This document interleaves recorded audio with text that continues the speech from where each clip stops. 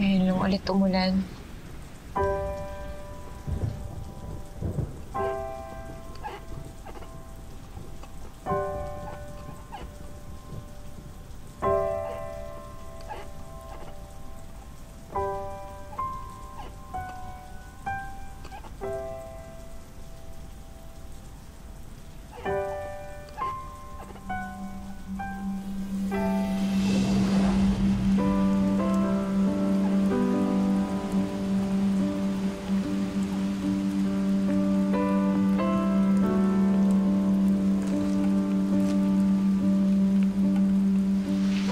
Umuulan pala, no?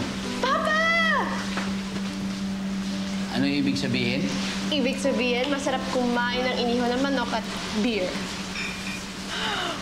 Yeah! Pero, soft drinks ka lang. May diyan po ba at barbecue pa? Sensya na, anak. Medyo Pa naman. hinapos ang papa eh.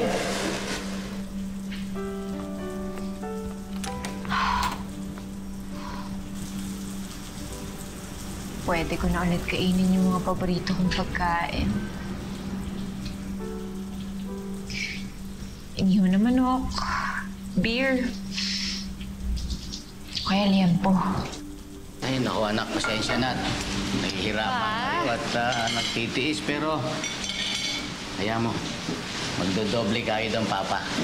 Para lagi tayong may inihaw na manok, beer, at soft drinks. Sunog yung taba, medyo malutong. Ang sarap. O kaya, mainit na sabaw. Parang gusto ko ng mainit na sabaw. Yung goto, o kaya lomi. Tapos, madaming bawang. Tapos may patis, tsaka kalamansi. Sarap. Nakakabuhay ng katawang lupa. Sino kausap mo? Tapsilog. Ay, hindi. Long-silog. Yun ang mas masarap. Long-silog na vegan. Panalo. O kaya kaning lamig lang na may squid balls, fish balls, kikiam, isaw, o kaya Betamax. Tapos lagyan mo ng madaming suka, tapos may sili, madaming sibuyas. Sarap. Nag-brain transplant ka ba? Medyo malala ata yung side effects ng medicine mo, ah. Kailan ko ba huling nakain yung paborito kong pagkain? Bakit nga ba hindi ko sila pwedeng kainin? Lomi, 390 calories. Tapsilog, 560 calories. Medyo mataas. 4 na pirasong kwek-kwek sa mga 400 calories. Isaw, 200 calories. Tapos yung paborito kong inihaw na manok at beer, 1,963 calories. Diyos ko. Kaya naman pala. Ayun naman pala yung dahilan. Ay! Oo nga pala.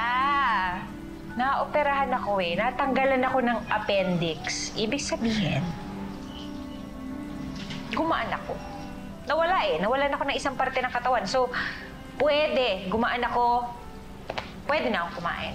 Di ka pa pwede kumain ng solids. Soft diet ka muna. Huwag kang basag trip, Mateo. Ang hirap matulog ng gutom, okay? Isipin mo, Steffi, ma-hospital dahil buntis? Actually, mas malaki nga yun. Ay, ako na yan. Baka food ko na yan. Wala ako na magbukas.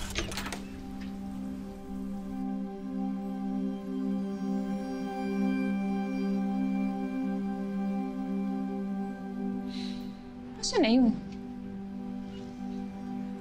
May kumatok, di ba? Nasaan na? Taon, isipin mo, Steffi, ma-hospital dahil buntis? O kaya nag-suicide. Di ba mas malaki pa tayo? Ayan na. Ayan na. Baka ito na yun, ha? Dali.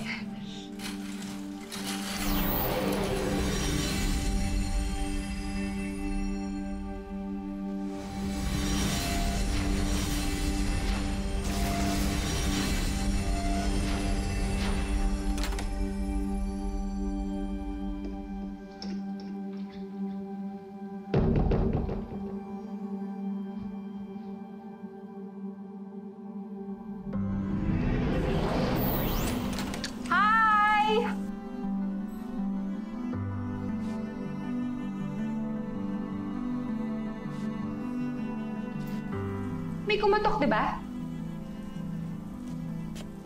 Pahinga ka nga. Di ka pa masyadong magaling. Okay. Nakubog na ako eh. Pop! Saan ka pupunta? Isasara ko lang to. Okay. Kala ko kung saan ka na pupunta eh. Tandaan mo, ha?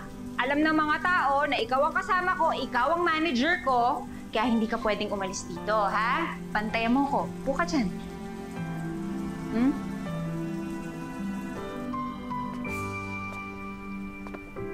Lang ka lang.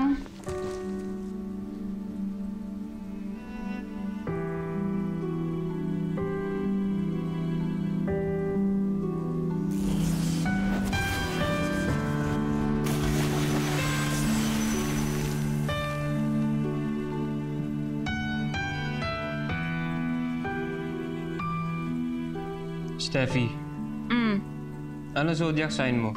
Gemini, bakit? Sabi kasi rito, mag-ingat daw ang mga Gemini sa tubig. Delikado. Kaya kung sasakay ka ng barko o bangka, huwag mo na ituloy. Sabi rito Sus! Nako! Yung mga yan, invento lang yan, yung mga zodiac sign. Yung mga horoscope, kaya malatik ek-ek.